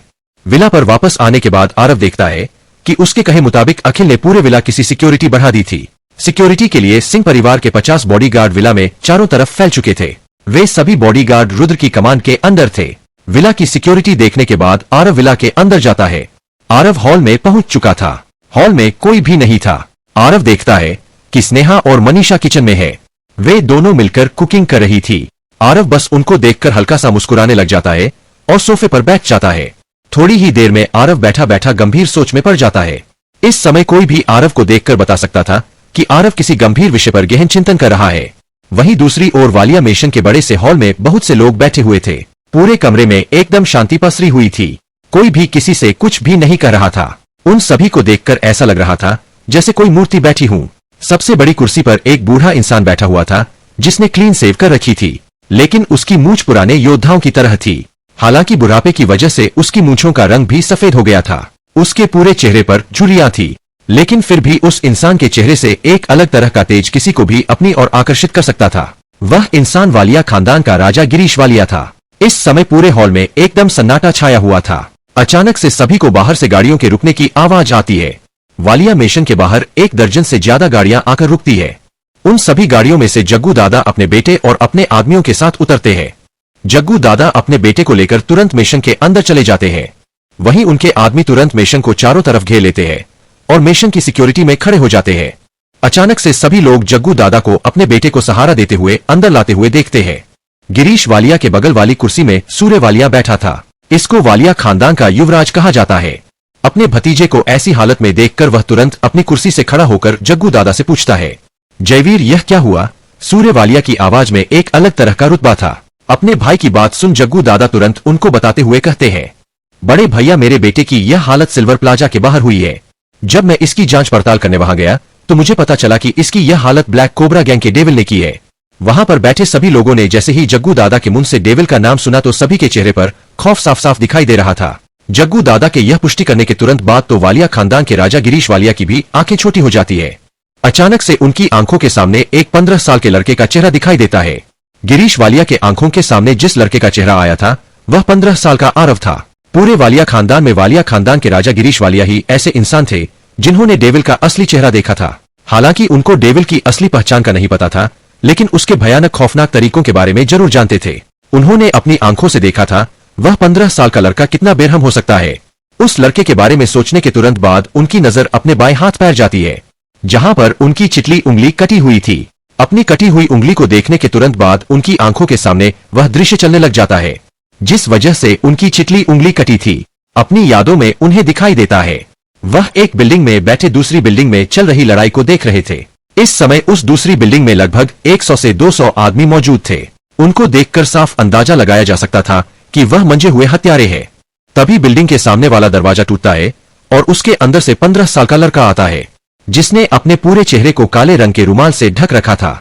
इस समय उस लड़के की आंखों में आग साफ साफ दिखाई दे रही थी। उस लड़के के दाएं हाथ में राजस्थानी खंजर था और बाएं हाथ में पिस्तौल थी। उस लड़के ने एक काले रंग की डेनिम जैकेट भी पहनी हुई थी जिसके अंदर उसने एक और राजस्थानी खंजर और पिस्तौल के लिए 12 मैगजीन थी। वह लड़का अंदर आने के तुरंत बाद उन 200 आदमियों के ऊपर कहर बनकर टूट गया था। जब जब उस लड़के का दाएं हाथ का खंजर घूमता तब तब किसी न किसी आदमी का कोई ना कोई अंग जरूर कटता और उसके बाएं हाथ की पिस्टल बिना रुके लगातार फायर किए जा रही थी। उस लड़के की पिस्टल से निकलने वाली एक भी गोली खाली नहीं जा रही थी। हालांकि उन 200 आदमियों के पास भी बंदूक थी, लेकिन उन लोगों की पिस्टल से निकलने वाली कोई भी गोली उसे लड़के को छू तक नहीं पा रही थी। उस 15 साल के लड़के की रफ्तार काफी तेज थी। वह लड़का बिना रुके लोगों को मारते काटते हुए बिल्डिंग के ऊपर जा रहा था। उसकी इस तरह की मार काट को देखकर ऐसा लग रहा था जैसे किसी नरक के हैवान को बिल्डिंग के अंदर छोड़ दिया गया हो जो एक एक करके लोगों की जान ले रहा है। अगर उन्हें जान से नहीं मार रहा है तो उन्हें इतना घायल कर रहा है कि वह खड़े होने की हिम्मत भी नहीं कर पा रहे। उसे 15 साल के लड़के के पीछे पीछे 40 हथियारबंद लोग भी उस बिल्डिंग के अंदर प्रवेश कर गए थे। वह लड़का जिन लोगों को छोड़ रहा था, वह 40 लोग उनको आराम से देख रहे थे। इन 40 के 40 लोगों ने पूरे शरीर पर काले रंग के सांप की धारियों वाले कपड़े पहन रखे थे, जिसे देखकर कोई भी बता सकता था कि यह सभी ब्लैक कोबरा गैंग के लोग हैं। मात्र 20 मिनट के अंदर ही वह लड़का बिल्डिंग के टॉप वाले फ्लोर पर पहुंच गया था। उस पूरी बिल्डिंग में ऊपर से लेकर नीचे तक खून में लथपथ लोगों की लाशें पड़ी हुई थी। अगर कोई कमजोर दिल वाला इंसान उस बिल्डिंग के अंदर चला जाए तो वह उल्टी कर देगा या फिर वह बेहोश हो जाएगा। उस बिल्डिंग के अंदर चारों तरफ खून ही खून फैला हुआ था। दूसरी बिल्डिंग में बैठे गिरीश वालिया ने जैसे ही यह दृश्य देखा तो उनके भी मुंह से उनका कलेजा निकालने को हो गया था। वह लड़का जैसे ही टॉप फ्लोर पर देखता है तो वहां पर एक इंसान कुर्सियों से बांधा हुआ था, जिसके मुंह में कपड़ा डाल रखा था ताकि वह कोई आवाज न निकाल पाए। लेकिन अचानक से वह लड़का उस इंसान से अपनी नजरें हटाकर तुरंत दूसरी बिल्डिंग की तरफ देखा है। उस लड़के की आंखें एकदम चील की तरह थी, जो पूरी बिल्डिंग को स्कैन मार रही थी। अचानक से उसे लड़के को सामने वाली बिल्डिंग के सरमे फ्लोर पर एक इंसान बैठा हुआ दिखाई देता है, जो दूरबीन से इस बिल्डिंग में हो रही हर हरकत को देख रहा था। गिरीश वालिया भी यह देखकर काफी ज्यादा हैरान हो गए थे कि वह लड़का बिना दूरबीन लगाए उनको देख पा रहा था, जैसे वह उनको बिल्कुल साफ साफ बैठा वहां पर देख पा रहा हो। अचानक से उस लड़के की आंखों में कत्ल करने का भाव और ज्यादा बढ़ जाता है। वह लड़का जल्दी से कुर्सी पर बैठे इंसान की रस्सियों को काट देता है और लात मारकर खिड़की के शीशा तोड़ देता है और बिल्डिंग के दूसरे किनारे पर जाकर दौड़ते हुए उस टूटी हुई खिड़की से कूद जाता है। दोनों बिल्डिंगों के बीच की दूरी 25 फुट थी। अचानक से उस लड़के के बिल्डिंग के कूद जाने की वजह से उस लड़के का बंधा हुआ रुमाल खुल जाता है। अचानक से रुमाल खुलने की वजह से सभी को उसे लड़के का चेहरा दिखाई देता है। वह लड़का हवा में ही अचानक से सामने वाले कांच पर गोली चल देता है, जिससे सामने वाली खिड़की का कांच टूट जाता है। आरव ने लगभग 20 फुट लंबी तो छलांग लगा ली थी, लेकिन वह आगे नहीं बढ़ पा रहा था, इसलिए वह तुरंत अपने दाएं हाथ के खंजर को उस इंसान की तरफ फेंक देता है। भले ही आरव ने हवा में होते हुए उस खंजर को फेंका था, लेकिन फिर भी आरव का निशाना एकदम सटीक था। वह खंजर सीधा गिरीश वालिया की गर्दन की तरफ जा रहा था। दूसरी बिल्डिंग पर न पहुंच पाने की वजह से आरव अब कैसे बचेगा। वह खंजर काफी तेजी से गिरीश वालिया की गर्दन की तरफ जा रहा था, लेकिन समय रहते गिरीश वालिया ने अपना हाथ आगे कर लिया था, जिस वजह से उनकी चुटली उंगली कट गई थी। इस समय गिरीश वालिया का शरीर डर के मारे पसीने में एकदम भीगा हुआ था। उन्हें विश्वास नहीं हो रहा था कि कोई इंसान इतनी लंबी छलांग भी लगा सकता है और हवा में रहते हुए इतना एक्यूरेट निशान भी लगा सकता है। अगर आज वह समय रहते अपने हाथ को आगे नहीं करते तो यह खंजर पक्का उनकी गर्दन को चीरते हुए निकल जाता। गिरीश वालिया समझ गए थे कि यह कोई 15 साल का लड़का नहीं है, बल्कि चलता फिरता मौत का देवता है। हालांकि उन्हें इस लड़के का सामने इसलिए करना पड़ा क्योंकि उन्होंने कमल अंपायर की ताकतों का इस्तेमाल कर ब्लैक कोबरा गैंग के लीडर बलदेव कुमार को अगवा करवा लिया था। लेकिन उन्हें विश्वास नहीं हो रहा था कि ब्लैक कोबरा गैंग ने इतनी जल्दी बलदेव कुमार की लोकेशन कैसे निकली। वही गिरीश वालिया को बचता देखकर आरव को काफी ज्यादा गुस्सा आता है, लेकिन वह 7वें फ्लोर से नीचे गिर रहा था। उसे पक्का विश्वास था अगर मैं यहाँ से गिरकर मरा नहीं तो पक्का काफी गहरी चोट लगने वाली है। लेकिन अचानक से दूसरी बिल्डिंग में उसके लोगों ने जल्दी से एक लंबी रस्सी को उसकी तरफ फेंक दिया था, इसीलिए आरव ने भी गिरते गिरते जल्दी से उस रस्सी को पकड़ लिया और ऐसे ही उसे 15 साल के लड़के की जान बच गई थी। लेकिन उस लड़के के लैंड होने के तुरंत बाद ही अचानक से एक स्नाइपर की गोली चलाने की आवाज आती है और तुरंत वह गोली उसे लड़के के कंधे में जाकर लगती है, जिससे बहुत सारा खून बह रहा था। अचानक से गोली लगने की वजह से आरव को भी काफी ज्यादा दर्द हो रहा था, लेकिन वह तुरंत एक दीवार के पीछे जाकर छिप जाता है क्योंकि उसे पता था कि अगली वाली गोली उसके कंधे में नहीं बल्कि सर में लगने वाली है।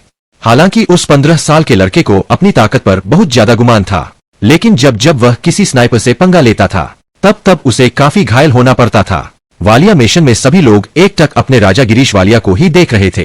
अपने पिता को उनके ख्यालों से बाहर लाते हुए उनका दूसरा बेटा जयंत बोलता है, पिताजी आप किस सोच में डूब गए? मुझे लगता है कोई और डेविल के नाम का इस्तेमाल कर हमें धमकाने की कोशिश कर रहा है, लेकिन हमें उसे बता देना चाहिए कि वालिया खानदान इतना कमजोर नहीं है जो उसकी खोखली धमकियों से डर जाए। जयंत वालिया की बात सुन अचानक से गिरीश वालिया अपने ख्यालों से बाहर आते हैं। वह जयंत वालिया की बातों को सुनकर सोच में पड़ जाते हैं। वही हॉल में बैठे सभी लोग जयंत वालिया की बातों से सहमत थे।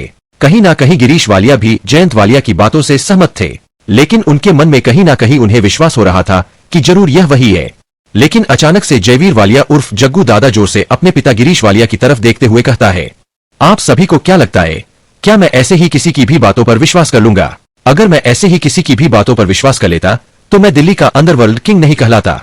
मैंने अपनी इन्हीं आंखों से देखा था उस लड़के को ब्लैक कोबरा गैंग के लोगों को आर्डर देते हुए। उसके एक आर्डर पर ही ब्लैक कोबरा गैंग के सभी लोगों ने मेरे आदमियों पर हमला कर दिया था और उनकी अब की ताकत को देखकर मुझे विश्वास हो गया कि वह पहले से कई गुना ज्यादा ताकतवर हो गए हैं और खतरनाक भी।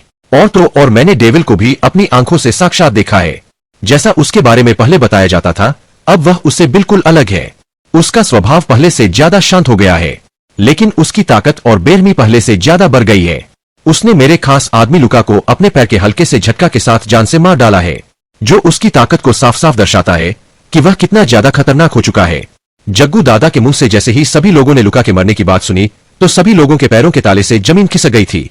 उन सभी लोगों को पता था कि लुका किसी सांड से कम नहीं था। उसने तो कई बार अपने एक ही मुक्के में लोगों को बेहोश तक कर डाला था। उसके जैसे किसी एक्सपर्ट को इतनी आसानी से मारना कोई आम बात नहीं थी।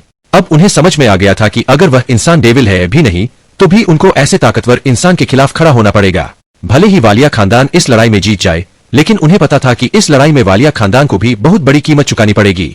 हालांकि वहां पर मौजूद सभी लोगों को विश्वास था कि वह इस लड़ाई में जरूर जीत जाएंगे, लेकिन इस लड़ाई को जीतने के लिए उन्हें अपने बहुत से लोगों की जान गंवानी पड़ेगी। इस समय जग्गू दादा की बात सुनने के बाद गिरीश वालिया भी सोच में पड़ गया था। काफी देर तक सोचने के बाद गिरीश वालिया अपनी दमदार आवाज में सभी से चुप होने को कहते हैं। सभी लोग चुप हो जाओ। मुझे नहीं लगता जयवीर ने जो यह बात बताई वह इतनी सिंपल है। मुझे लगता है जयवीर हमसे अभी भी कुछ छुपा रहा है। गिरीश वालिया की बात सुन वहां पर मौजूद सभी लोग एकदम शांत हो जाते हैं। सभी लोग गिरीश वालिया की बातों को बड़े ध्यान से सुन रहे थे।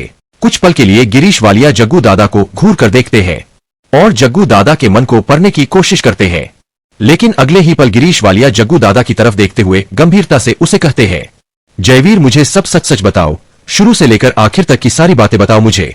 जग्गू दादा गिरीश वालिया की बातों को सुन एक गहरी सांस लेते हैं। अब तक जग्गू दादा अपने मन में यही सोच रहे थे कि कोई भी उनकी बातों को ध्यान से क्यों नहीं सुन रहा है और इतनी सीरियस बात को यह लोग इतने इजीली कैसे ले सकते हैं।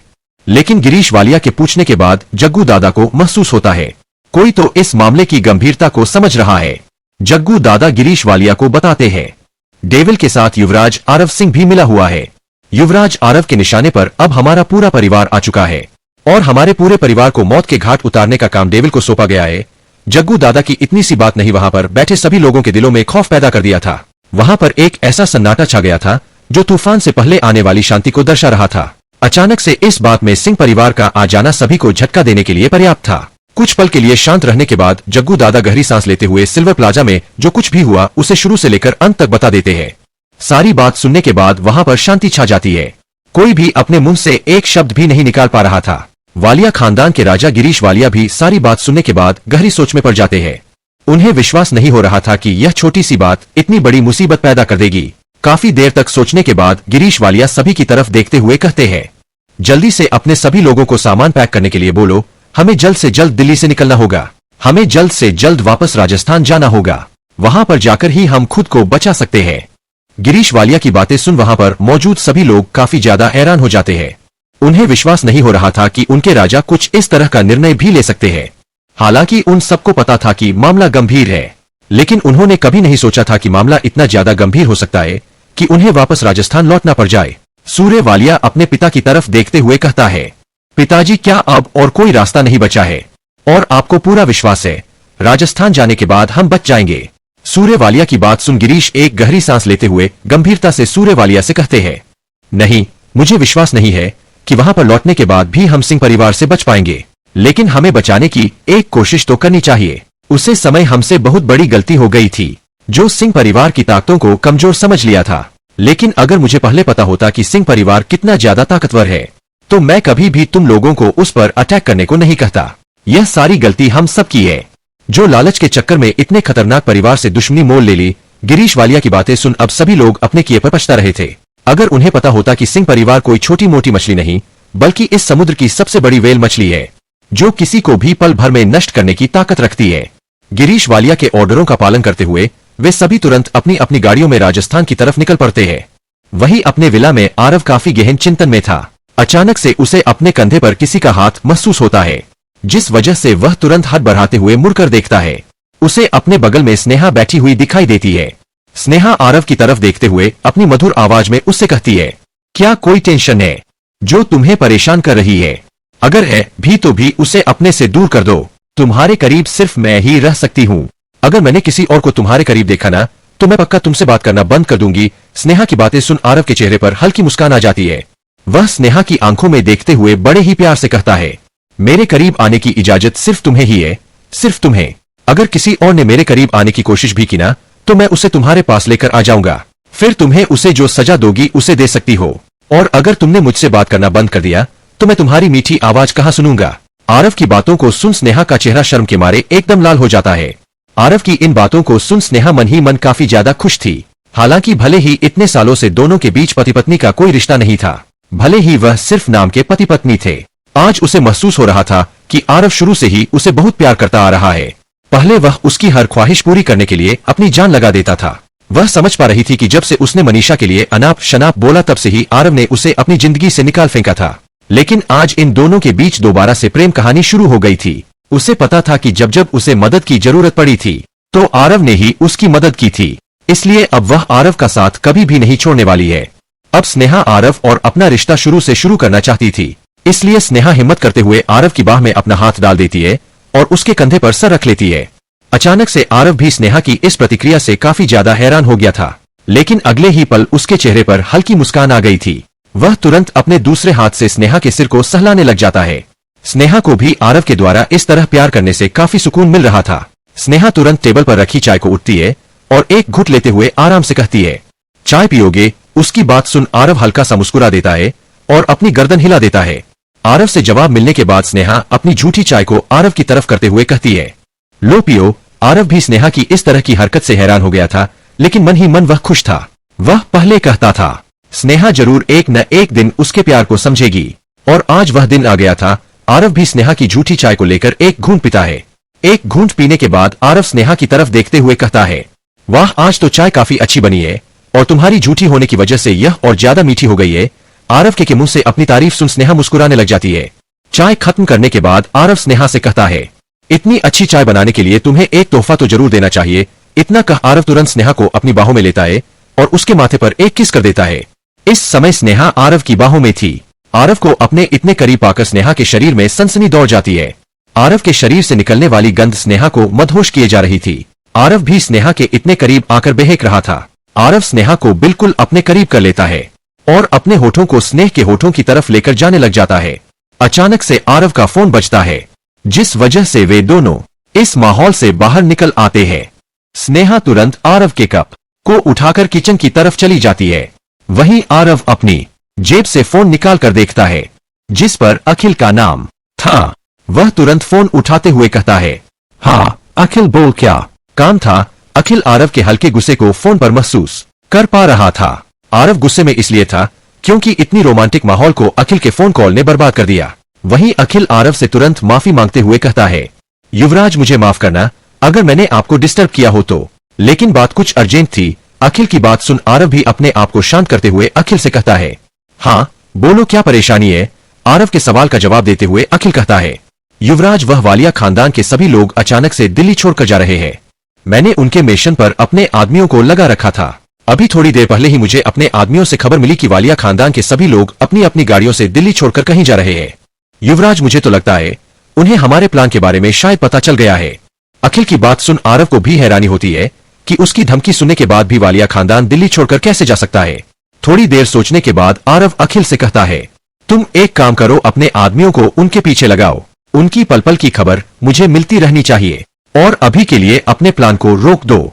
लेकिन मैं जितना कहा था उसके मुताबिक तुमने शेरदहार विद्यापीठ से 200 आदमियों को बुला लिया है ना? जिस पर अखिल कहता है, जी युवराज, आपके कहे मुताबिक मैंने हमारे शेरदहार विद्यापीठ से 200 लोगों को बुला लिया है। वे सभी इस समय हमारे होटल में रुके हुए हैं। अखिल की सारी बात सुनने के बाद आरव कुछ देर के लिए सोचता है और फिर बड़ी ही धीमी आवाज में अखिल को ऑर्डर देते हुए कहता है, तुम एक काम करो, वालिया खानदान के पीछे हमारे विद्यापीठ के लोगों को भी भेज दो और उन्हें खासकर कह देना कि वालिया खानदान के अंदर जो कुछ भी आए उन्हें हड़प लेना। मैं वालिया खानदान को एक बहुत बड़ा झटका देने वाला हूँ, इसलिए तुम अपने आदमियों के साथ तुरंत वालिया खानदान की सभी प्रॉपर्टी और बिजनेस को टेक ओवर कर लो और अगर कोई तुम्हें ऐसा करने से रोके तो सीधे उसे मौत रानी के दर्शन करा देना। और आज रात से पहले वालिया खानदान अपनी लोकेशन पर पहुंच जाता है तो आज रात हमने जो प्लान बनाया था वही एग्जीक्यूट होगा, लेकिन जगह बदल जाएगी। आरव की बात सुन अखिल काफी ज्यादा हैरान हो गया था, लेकिन वह अखिल के विरुद्ध नहीं जा सकता था। ऐसा इसीलिए धीमी आवाज में कहता है, जी युवराज। आरव ने जिस विद्यापीठ के लोगों को वालिया खानदान के पीछे जाने को कहा, यह विद्यापीठ सिंह परिवार के लिए ही काम करता है। इस विद्यापीठ के साथ साथ नीली आंख विद्यापीठ भी सिंह परिवार के लिए ही काम करता है। जब एक परिवार दो विद्यापीठ को चलता है तो उसकी ताकत काम तो नहीं हो सकती है। मार्शल आर्ट की दुनिया में इन दोनों विद्यापीठ का काफी अच्छा रुतबा है। थोड़ी ही देर में दिल्ली से वालिया खानदान लगभग गायब सा हो गया था। शाम तक वालिया खानदान राजस्थान के करौली जिला पहुंच गया था। पूरे करौली जिला में वालिया खानदान का दबदबा था। यहाँ पर आने के बाद उन्होंने सोचा है यहाँ पर आकर शायद वह बच सकते हैं। जितने भी ताकतवर खानदान है वह लगभग सारे राजस्थान से ही बिलोंग करते हैं। सिंह परिवार भी राजस्थान से ही था। वही वालिया खानदान की तरह सिंह परिवार का भी जैसलमेर और जयपुर में दबदबा था। हालांकि सिंह परिवार पूरे राजस्थान को कंट्रोल करता था, लेकिन फिर भी उसकी जड़ें जैसलमेर और जयपुर से ही थी। वालिया खानदान के करौली में पहुंचने के तुरंत बाद ही अखिल ने आरव को सारी डिटेल भेज दी थी। थोड़ी देर सोचने के बाद आरव ने मन बना लिया था कि वह वालिया खानदान को उसी के घर में घुसकर मारेगी। आरव तुरंत अखिल को ऑर्डर देते हुए कहता है, जल्दी से हेलीकॉप्टर रेडी करो, मैं आ रहा हूं। इतना कहा आरव बिना अखिल की बात सुन कॉल रख देता है। वही आरव का ऑर्डर मिलने के तुरंत बाद अखिल ने सिंह परिवार के प्राइवेट हेलीकॉप्टर को रेडी करवा दिया था। 30 मिनट के बाद आरव सिंह मेशन में था। सिंह मेशन में हेलीकॉप्टर के लिए हेलीपैड भी बना हुआ था। उसे हेलीपैड पर एक सफेद रंग का हेलीकॉप्टर खड़ा था जिसका नाम लियोनार्डो आउ 109 है। इस हेलीकॉप्टर की कीमत 90 करोड़ है। आरव हेलीकॉप्टर के पायलट से हाथ मिलाता है और अखिल के साथ हेलीकॉप्टर में बैठ जाता है और तुरंत राजस्थान के लिए रवाना हो जाता है। तकरीबन 1 घंटे 20 मिनट के बाद जतिन का हेलीकॉप्टर दिल्ली से जयपुर सिंह मेशन में लैंड कर जाता है। आरव जब तक राजस्थान पहुंचा तब तक अंधेरा होने लग गया था। वहां पर आने के तुरंत बाद अखिल आरव के लिए डिनर का इंतजाम करता है। खाना खाने के बाद आरव कॉल पर ही सभी को प्लान समझाने लग जाता है। प्लेन को समझाने के बाद अब आरव रात होने का इंतजार करने लगता है। अब तक लगभग 8 बज चुके थे। जब से आरव राजस्थान आया है तब से आरव अपने सोफे पर बैठा उंगली चलाई जा रहा है। राजस्थान पहुंचने के बाद आरव ने स्नेहा और मनीषा को कॉल करके बता दिया था वह किसी जरूरी काम से राजस्थान आया हुआ है, कल सुबह तक वापस आ जाएगा। हालांकि आरव की इस बात से वह दोनों काफी ज्यादा नाराज हो गई थी क्योंकि आरव उन्हें बिना बताए राजस्थान चला गया था और राजस्थान पहुंचने के बाद वह उन्हें कॉल करके बता रहा है, जिससे वह दोनों आरव से नाराज हो गई थी। लेकिन आरव को इस समय सिर्फ वालिया खानदान पर फोकस करने की जरूरत थी, इसलिए आरव उन्हें ज्यादा कुछ नहीं बताता। जैसे ही रात के 11 बजाते हैं आरव की उंगलियां चलना बंद हो जाती है। वहीं अखिल की धड़कनें अब तेज होना शुरू हो चुकी थी क्योंकि उसे पता था कि आज रात वह कुछ ऐसा करने वाले हैं जो बहुत खतरनाक है। वहीं करौली जिले में वालिया मेशन में सभी लोग आराम से सो रहे थे। अगले ही पल अखिल को कॉल आता है। दूसरी तरफ की सारी बात सुनने के बाद अखिल आरव की तरफ देखते हुए धीमी आवाज में लेकिन गंभीरता से कहता है, युवराज, वालिया खानदान की सभी प्रॉपर्टी और बिजनेस को टेक ओवर कर लिया गया है। हमें बस अब अगला कार्य करने का ऑर्डर चाहिए। अखिल की बात सुनने के बाद आरव के चेहरे पर अब कहीं जाकर एक मुस्कान आई थी। आरव मुस्कुराते हुए अखिल से कहता है, ऑर्डर है। आरव की बात सुन अखिल फोन को दोबारा से कान पर लगाते हुए कहता है, युवराज ने ऑर्डर दे दिया है। अखिल इतना कह फोन रख देता है। वहीं करौली जिले में अचानक से हलचल होने लग जाती है। वालिया खानदान का पीछा करते करते आरव के सभी आदमी करौली जिले में पहुंच गए थे। करौली जिले में वह हलचल आरव के आदमियों से ही हो रही थी। करौली जिले में एक राजा के महल के चारों तरफ लोग फैलने लग जाते हैं। यह कोई महल नहीं बल्कि वालिया खानदान का मेशन था। वालिया खानदान के मेशन को लगभग 200 आदमी घेरकर खड़े हो गए थे। यह 200 आदमी शेरदहाड़ विद्यापीठ के लोग थे। उन विद्यापीठ के लोगों के पीछे हथियारबंद सिंह परिवार के पर्सनल बॉडीगार्ड भी खड़े हो गए थे। सिंह परिवार के पर्सनल बॉडीगार्ड की तादाद 100 से ऊपर थी। लेकिन यह सभी लोग सिर्फ अकेले नहीं आए थे बल्कि 4 बड़े टैंकर भी लेकर आए थे। सिंह परिवार के पर्सनल बॉडीगार्ड तुरंत टैंकरों के लीवर खींच देते हैं और लिक्विड को पूरे वालिया मेशन के ऊपर छिड़क देते हैं।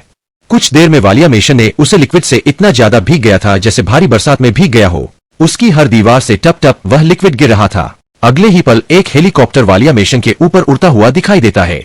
उस हेलीकॉप्टर के अंदर आरव और अखिल बैठे हुए थे। आरव हेलीकॉप्टर का गेट खोलकर अपनी जेब से एक सिगरेट निकलता है और अपने मुंह में रख लेता है। आरव वालिया मेशन की तरफ देखते हुए ही अपना हाथ आगे बढ़ता है और अखिल उसे हाथ के ऊपर लाइटर रख देता है। अब लाइटर से अपने सिगरेट को जलाता है। सिगरेट चासने के बाद आरव एक गहरा कश लेता है और दोबारा से लाइटर जलाकर उसे जलते हुए ही लॉक कर देता है और एक और कश लेने के बाद लाइटर को हेलीकॉप्टर से नीचे छोड़ देता है। जैसे जैसे लाइटर नीचे जा रहा था अखिल की धड़कन बढ़ती जा रही थी। आरव हेलीकॉप्टर में रखी एक 5 लीटर की कैनी को उठाता है और हेलीकॉप्टर के ऊपर से कूद जाता है। आरव को हेलीकॉप्टर से कूदता देखकर अखिल की आंखें हैरानी में बड़ी हो जाती है। अखिल ने कई बार आरव से प्लान पूछा था लेकिन यह तो प्लेन में था ही नहीं। जितनी तेजी से लाइटर वालिया मेशन की तरफ जा रहा था उससे भी तेजी से आरव नीचे जा रहा था। आरव को ऐसे देखकर अखिल का गला सूख जाता है। वही हेलीकॉप्टर का पायलट भी काफी ज्यादा हैरान था। उसे विश्वास नहीं हो रहा था कि कोई चलते हेलीकॉप्टर से कूद भी सकता है। जब तक वे दोनों इस बारे में सोच रहे तब तक तो लाइटर वालिया मेशन की छत को छू जाता है और अगले ही पल पूरे वालिया मेशन में तेज ज्वाला की तरह आग जलने लग जाती है। सिंह परिवार के बॉडीगार्ड ने जो लिक्विड वालिया मेशन के ऊपर गिराया था वह पेट्रोल था। आरव ने जो केन उठा रखा था उसमें भी पेट्रोल था। आरव उस आग में से होते हुए ही वालिया मेशन की छत को तोड़ते हुए अंदर आता है। अचानक से इतनी तेज आवाज की वजह से सभी लोग अपने अपने कमरों से बाहर आने लग जाते हैं। जग्गू दादा जैसे ही आरव को अपनी आंखों के सामने देखते हैं तो उनकी सिटी पिट्टी गुम हो जाती है। घबराते हुए उसके गले से सिर्फ एक ही नाम निकलता है, डेविल। बस जग्गू दादा ने इतना ही कहा था कि सभी लोगों के दिलों में खौफ पैदा हो गया था। गिरीश वालिया का दूसरा बेटा जयंत तुरंत इधर उधर देखते हुए डर के मारे सभी से चिल्लाते हुए कहता है, हमारे मिशन को आग लगा दी गई है। जयंत की बात सुन सभी लोग ध्यान से देखते हैं।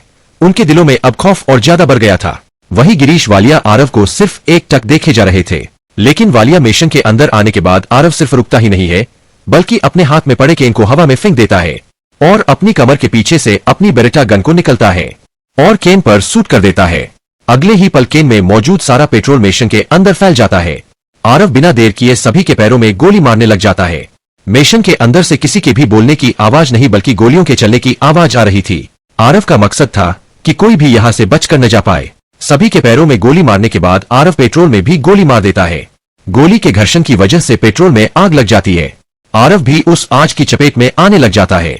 मेशन के बाहर मौजूद सभी उसके लिए चिंतित हो रहे थे। वही आग को फैलते देखकर भी आरव के चेहरे पर हल्की मुस्कान थी। वहां पर मौजूद वालिया खानदान के किसी भी इंसान को नहीं पता था कि आरव क्यों मुस्कुरा रहा है, लेकिन अगले ही पल उन्होंने जो दृश्य देखा उनकी आंखें फटी की फटी रह गई थी। आरव अपने एक हाथ को पीछे किए हुए बड़े ही आराम से आग के अंदर चल रहा था। थोड़ी ही देर में आरव के पीछे से चीखने पुकारने की आवाज आने लग जाती है। अपने दुश्मनों को इस तरह गिड़गिड़ाते देखकर आरव के चेहरे पर हल्की मुस्कान आ गई थी। गिरीश वालिया अपने दोनों हाथों को जोड़ते हुए आरव से विनती करते हुए कहते हैं, डेविल, क्या तुम इतने बेरहम हो कि तुम एक इंसान को जिंदा जलते देखकर भी उस पर रहम नहीं आ रहा? क्या तुम्हें इससे कोई फर्क नहीं पड़ता कि तुम एक छोटे बच्चे या फिर एक औरत को मार रहे हो? क्या तुम्हें इंसानियत नाम की कोई चीज बची भी है या नहीं? गिरीश वालिया की बातें सुन आरव उससे कुछ कहता उससे पहले ही उसका बेटा सूर्य वालिया गुस्से में आरव और अपने पिता से कहता है, पापा जी, इस इंसान के सामने हाथ जोड़ने की कोई जरूरत नहीं है। यह तो सिर्फ पैसों का भूखा है। इस पैसे दीजिए। यह हमारे लिए खुद ही सिंह परिवार को धोखा दे देगा और उसका युवराज को मार देगा। क्यों, मैंने सही कहा ना? तुम बस एक बार मुंह खोलो, मैं तुम्हें उतने पैसे दूंगा। बस बदले में हमारे लिए सिंह परिवार की युवराज को मार दो। सूर्य वालिया की बातों से समर्थन करते हुए जयंत वालिया भी कहता है, जी पापा जी, भैया एकदम सही कह रहे हैं। इस इंसान के चेहरे पर पैसे किए और फिर देखिए यह कैसे हमारे सामने दुम हिलाता है। आरव को ऐसे भूत बना देखकर सूर्य वालिया की पत्नी संगीता वालिया आरव से कहती है, आखिर तुम्हारी हमारे परिवार से क्या दुश्मनी है जो तुम हमसे इस तरह से बदला ले रहे हो? क्या तुम्हारा दिल इतना पत्थर है जो तुम एक माँ की पुकार को भी नहीं सुन रहे? क्या तुम्हें औरतों और बच्चों पर भी रहम नहीं आ रहा? आखिर तुम किस मिट्टी के बने हो जो हमें मरता देखकर भी इस तरह शांत खड़े हो? अगर तुम्हारी और हमारे परिवार के बीच कोई परेशानी है तो हम बैठकर इसे सुलझा सकते हैं। संगीता वालिया के इतना कहने के तुरंत बाद ही वालिया खानदान की सभी औरतें, सभी बच्चे आरव से हाथ जोड़कर जिंदगी की भीख मांगने लग जाते हैं। अपने पत्नी और अपने बच्चों को किसी और के सामने हाथ जोड़ता देखकर सूर्य वालिया, जयंत वालिया और जयवीर वालिया उर्फ जग्गू दादा का खून खोलने लग जाता है।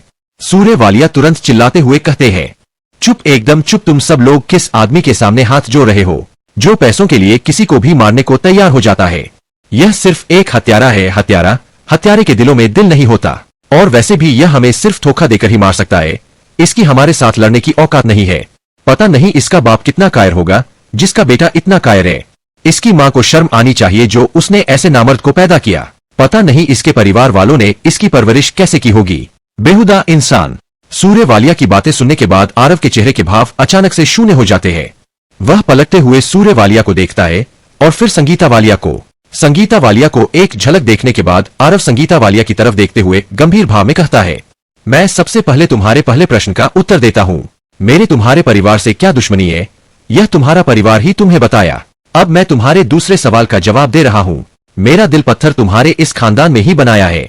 अगर तुम्हारा खानदान भूतकाल में वह हरकत नहीं करता तो आज शायद तुम्हारे खानदान के साथ यह नहीं होता। तुम अपने परिवार से पूछो, क्या तुम्हारे परिवार वालों ने कभी किसी माँ की पुकार को सुना? सोचो उस माँ पर क्या बीती होगी जिसने अपने बेटे को जन्म दिया पर पालन पोषण न कर पाई। सोचो उस 6 साल के बच्चे पर क्या बीती होगी जिसने अपनी माँ को अपनी आंखों के सामने मरते देखा हो।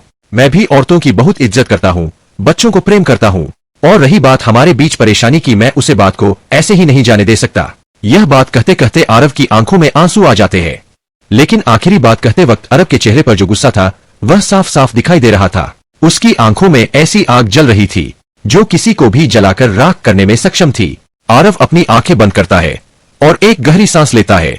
वह अपने आप को शांत करने की कोशिश करता है, लेकिन अचानक से उसे सूर्यवालिया की बात याद आ जाती है, जिस वजह से उसकी आंखें खुल जाती है और उसकी आंखों में गुस्सा साफ साफ दिखाई दे रहा था। गुस्से में उसके हाथों और माथे की नसें फूल जाती है।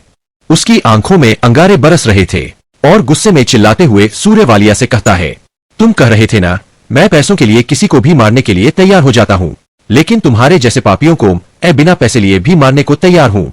हत्यारा मैं नहीं, हत्यारे तुम हो, तुम्हारा पूरा खानदान है।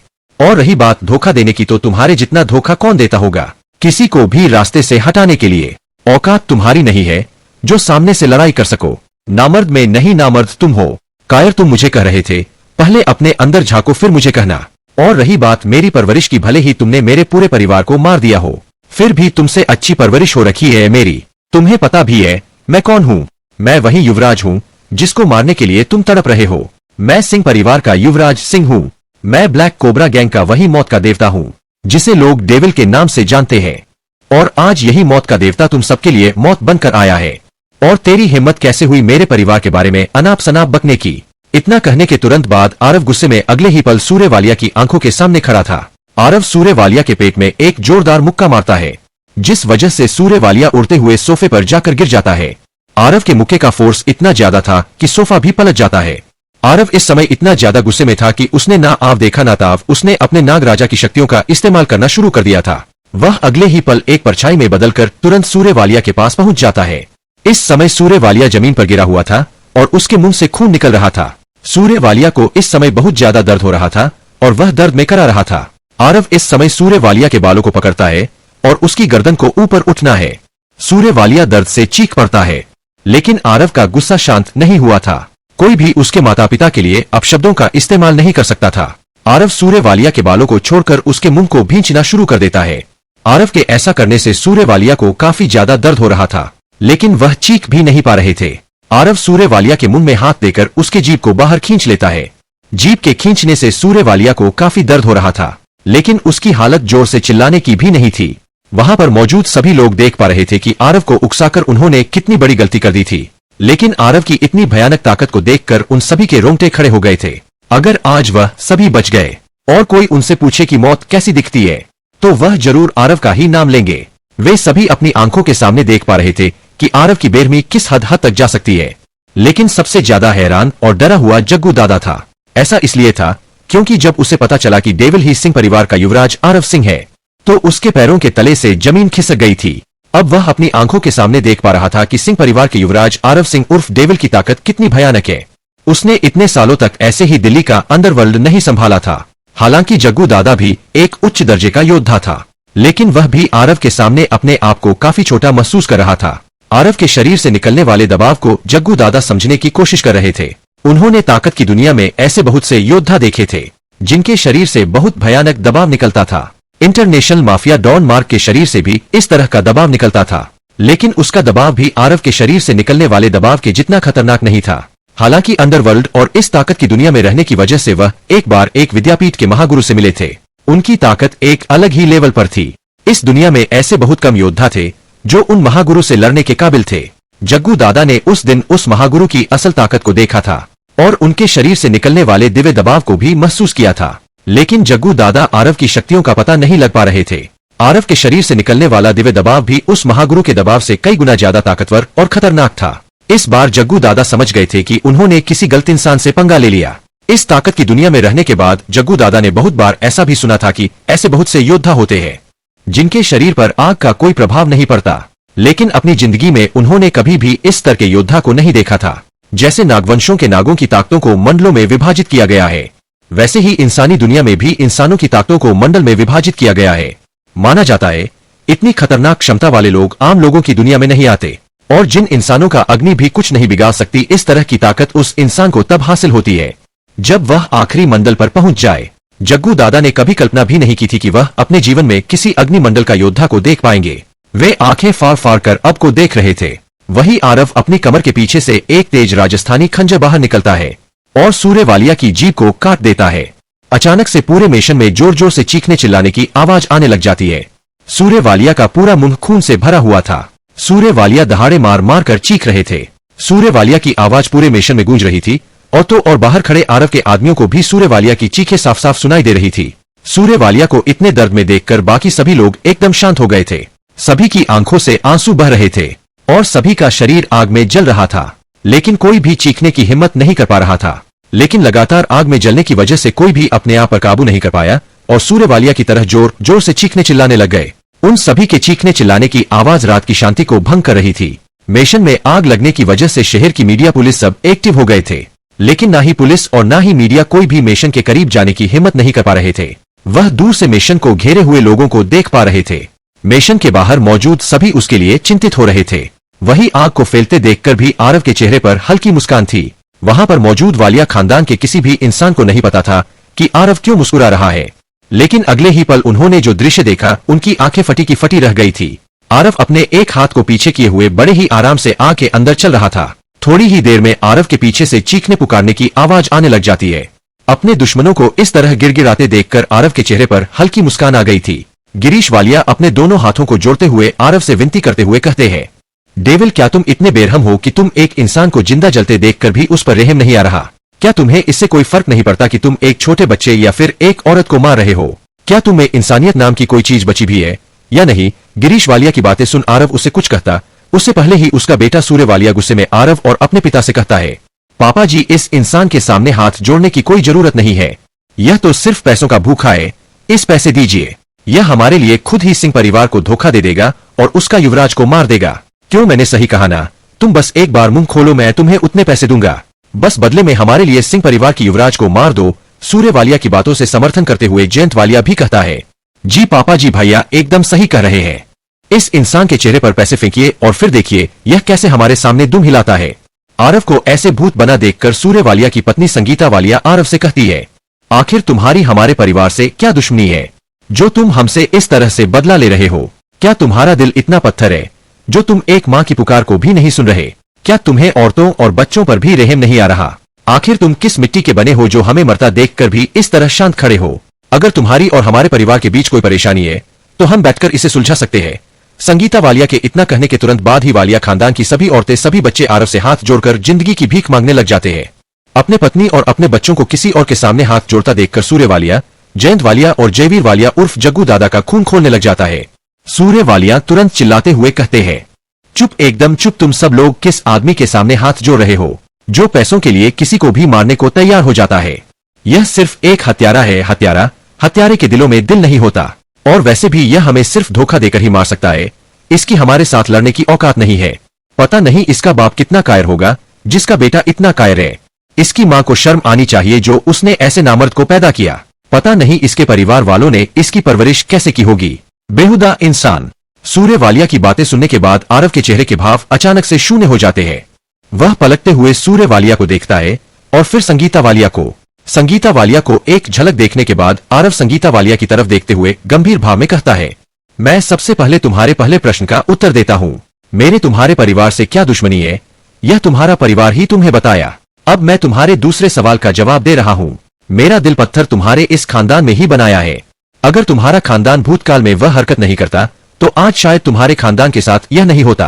तुम अपने परिवार से पूछो, क्या तुम्हारे परिवार वालों ने कभी किसी माँ की पुकार को सुना?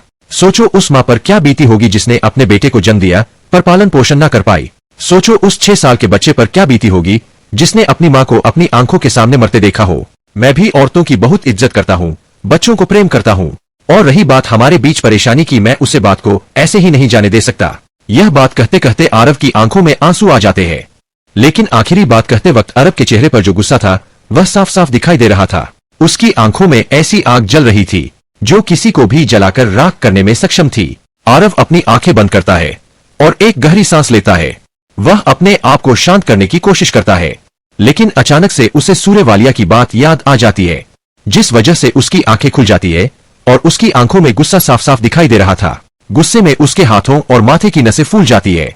उसकी आंखों में अंगारे बरस रहे थे और गुस्से में चिल्लाते हुए सूर्य वालिया से कहता है, तुम कह रहे थे ना मैं पैसों के लिए किसी को भी मारने के लिए तैयार हो जाता हूँ, लेकिन तुम्हारे जैसे पापियों को मैं बिना पैसे लिए भी मारने को तैयार हूँ।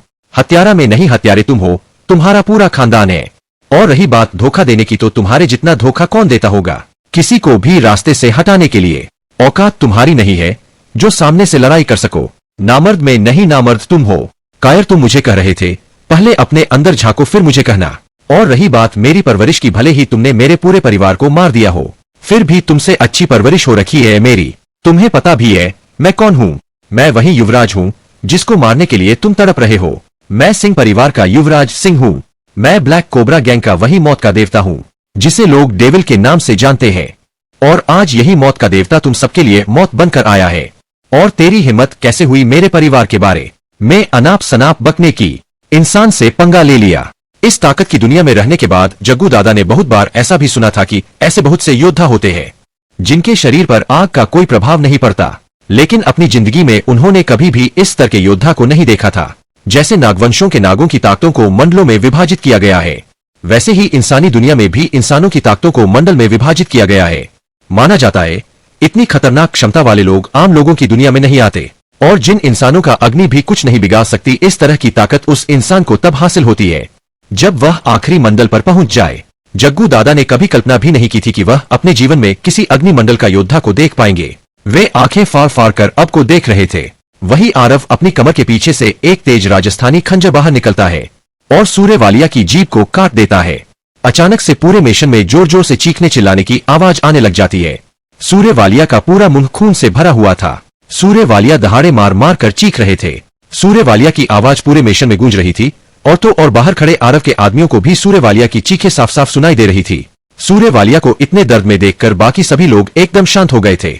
सभी की आंखों से आंसू बह रहे थे और सभी का शरीर आग में जल रहा था, लेकिन कोई भी चीखने की हिम्मत नहीं कर पा रहा था।